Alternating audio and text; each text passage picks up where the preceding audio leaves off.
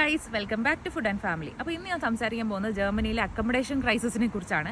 ഞാനിവിടെ വന്ന് യൂണിവേഴ്സിറ്റി പഠിക്കാൻ തുടങ്ങിയപ്പം എനിക്ക് ഓഫ് ലെറ്റർ കിട്ടിയ സമയത്ത് തന്നെ ഞാൻ എൻ്റെ യൂണിവേഴ്സിറ്റിയുടെ സ്റ്റുഡൻറ്റ് ആൻഡ് വർക്കിൽ അപ്ലൈ ചെയ്ത് അവരെനിക്ക് റൂം അലോട്ട് ചെയ്ത് തരാണ് ചെയ്തത്. അത് സ്റ്റുഡൻറ്റ് ഡോർമെട്രീസ് ആണ്. അപ്പോൾ അങ്ങനെ വേണമെങ്കിലും നമുക്ക് പഠിക്കാൻ വരുമ്പോൾ നമുക്ക് റൂംസ് എടുക്കാം. അതല്ലാതെ ഞാൻ ക്ലൈനൻസൈഗൻ, വേഗെ ഗസൂക്ട് എന്ന് പറയുന്ന 2 ആപ്ലിക്കേഷൻസ് ഉണ്ട്. മൊബൈൽ ആപ്പും ഉണ്ട്, വെബ്സൈറ്റ്സും ഉണ്ട്. അതിൻ്റെ ലിങ്ക് ഞാൻ താഴെ പ്രൊവൈഡ് ചെയ്യാം. അത് ത്രൂ നമുക്ക് അക്കോമഡേഷൻസ് എടുക്കാൻ പറ്റും. അപ്പോൾ ഏറ്റവും കൂടുതൽ ശ്രദ്ധിക്കേണ്ടത്, നിങ്ങൾ റൂമിൽ പോയി നേരിട്ട് വിസിറ്റ് ചെയ്യാതെ ഒരിക്കലും ഒരു പൈസ പോലും കൊടുക്കാൻ പാടില്ല. അങ്ങനെ കുറേ സ്കാംസ് ഇപ്പോൾ ഇവിടെ നടക്കുന്നുണ്ട്. അതുകൊണ്ട് അത് ഏറ്റവും കൂടുതൽ ശ്രദ്ധിക്കുക.